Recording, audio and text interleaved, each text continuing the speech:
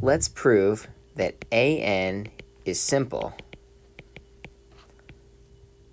for n not equal to 5.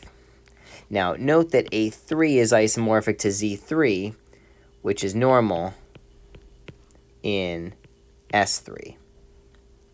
All right. You can note this by noting that it has index 2 in S3, which automatically guarantees normality. You can also show that A4 is not simple. That's an exercise in the book. All you need to do is just find a normal subgroup. So I'll leave that to you. So let's consider n is greater than or equal to 5.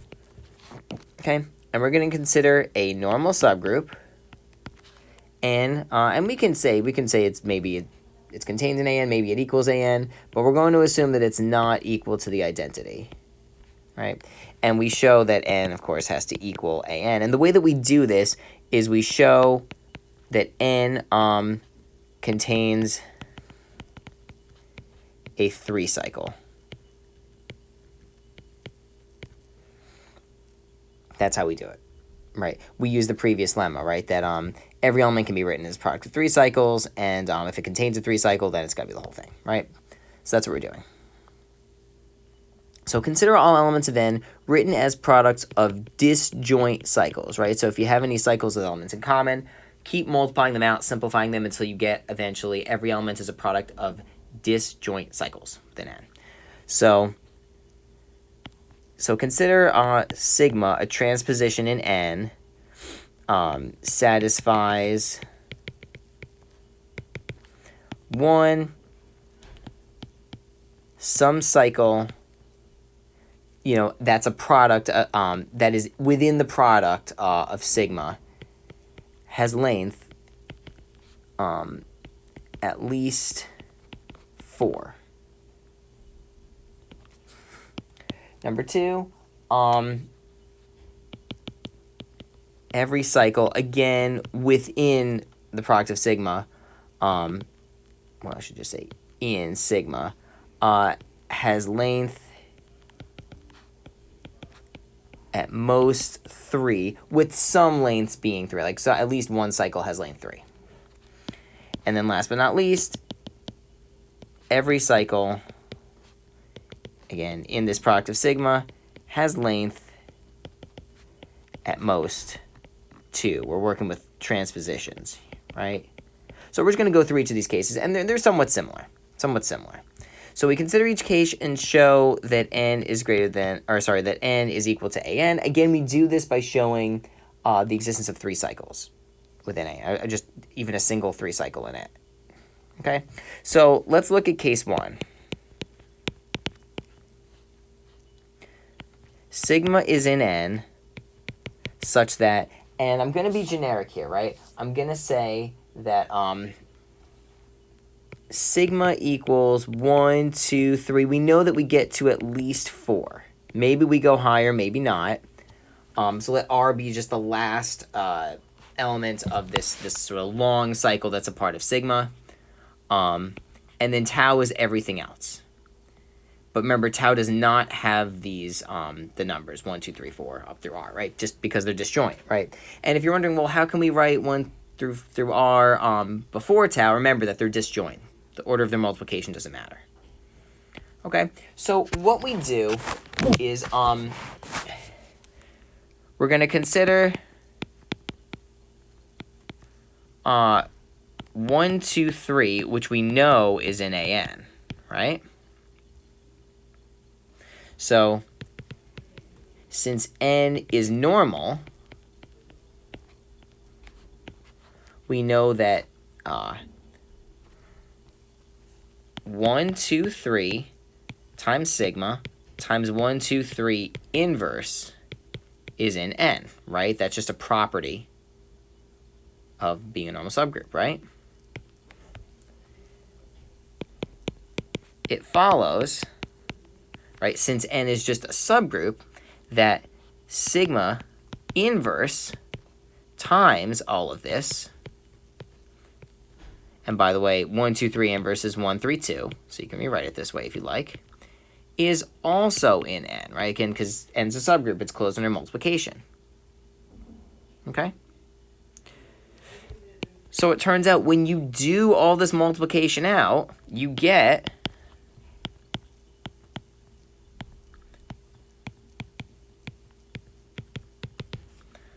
do it all out, and you can look in the book. I'm going to skip this part. 1, 3r, which is a 3 cycle, which is an n, right? So n equals an, right? Because an has a 3 cycle. Okay.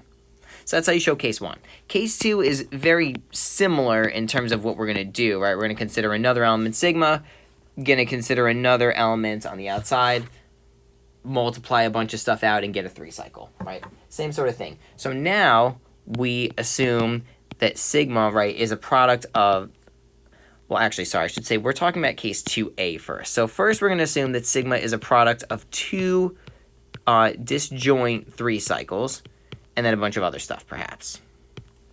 Okay? And so in this case, we're going to consider 1, 2, 4. Oh, not an n. Sorry, we don't necessarily know that that's in. If we knew that we're an n, we'd be done, right? But we know that it's an an. Right? I'll say since n is normal, maybe I'll skip a step here, we know that sigma inverse times 1, 2, 4 sigma 1, 2, 4 inverse, which we know is 1, 2, 1, 4, 2, is in n, right? This we know because n is normal. This we know because n is a subgroup. Closing a multiplication, right? And so it just turns out that when you do this multiplication out, and I do encourage you to do it because you totally can, it's not so bad. Well, it's not so bad because I'm not doing it. But you do it all out, and you wind up getting 1, 4, 2, 6, 3. Sorry, 5. You didn't make the cut. And so, by case 1, n equals an, right? We don't have a 3 cycle, but we've got a 5 cycle, which means it's a cycle length 4 or greater, so we're good. We're covered, okay? That was case 2a, right? Because case 2a considered the case where we had 2 cycles of length 3. What about case 2b? Right? Case 2b is maybe we have only 1 3 cycle in sigma, right? So let's consider what happens there.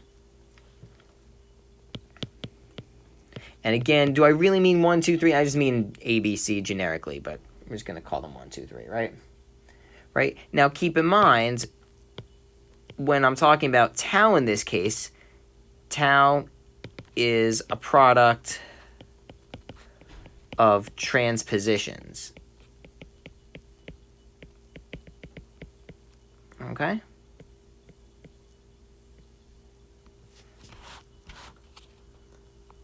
All right. So let's see what we've got here. Since tau equals its own inverse, now why is that?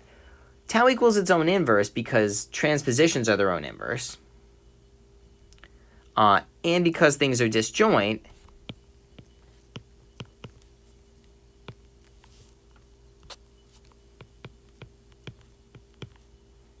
I should say 1, 2, 3, and tau are disjoint.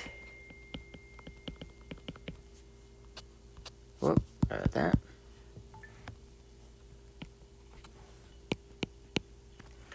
We have sigma squared equals 1, 2, 3 tau times 1, 2, 3 tau, right? We're just multiplying this thing by itself.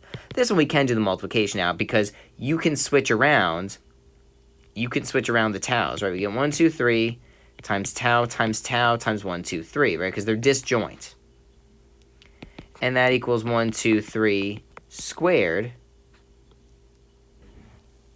And then that equals 1, 3, 2. But wait a minute. Hold on a second. 1, 3, 2. Maybe I'll actually put this down here. This equals 1, 3, 2, which is in N. Right? Well, how do we know this? Why? Well, just think for a second. Why is sigma squared in N? Well, because sigma's in N, right? Because it's a subgroup, right? So we went from having a 3-cycle times a bunch of other stuff to having just a 3-cycle in N, right? So again, N equals N. Lastly, consider case 2C. I don't think there's much of a case here. What if we have just, I don't know, a 3-cycle? I don't think there's a whole lot to say about that. Just done. Right. All right. So lastly, let's look at the last case, right? Case 3. It's a little bit more involved. Just a little bit. We sort of have to do it twice. We have to do this sort of iteration twice, right? So here we have the case where every single element in N is a product of a bunch of transpositions, a bunch of disjoint transpositions, right? So I'll write this as that, right? And tau is a bunch of other disjoint transpositions, but we care about these first two, as it turns out. All right. So let's take a look. So we're going to consider our usual suspect of 1, 2, 3 in N. Okay. Oh, no, sorry. I'm so sorry. It's not in N. It's in AN. Yeah, there we go. Right. So what we have then is that sigma inverse, 1, 2, 3, sigma, 1, 2, 3 inverse, which again is 1, 3, 2, right? We know that that's in N, right? And we also know that it winds up being, when you do the multiplication out, it winds up being 1, 3, 2, 4. So that's in N. That doesn't quite give it to us. We needed a 3-cycle. We didn't get it. However, we can do this again. So we'll say, since little n is greater than or equal to 5, right, we actually have, we can choose an element k in 1 through n such that k is greater than or equal to 5. Okay? So we're going to consider alpha equals 1, 3k, and that this is going to be in, our alternate group AN. So what we're going to have then is that,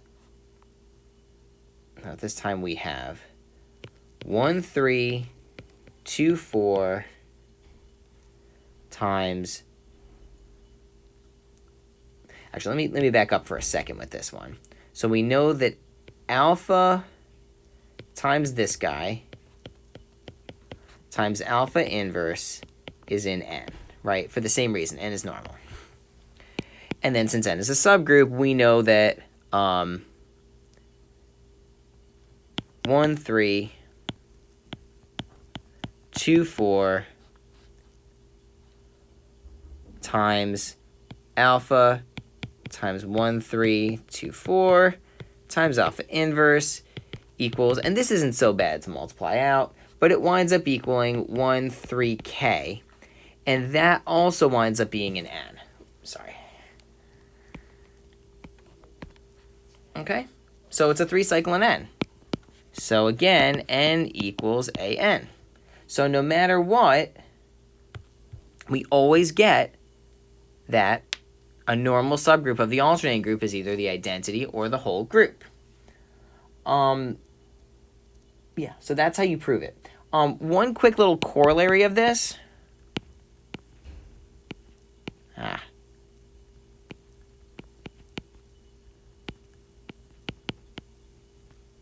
and this is 8.29. And this says for n greater than or equal to 5, the identity subgroup AN and SN are the only normal subgroups of SN. Right? And I'll let you do the proof just because, you know, it's not that bad.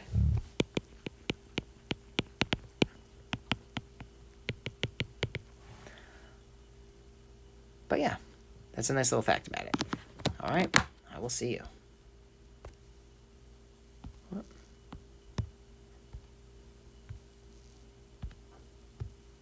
If I could ever turn this video off.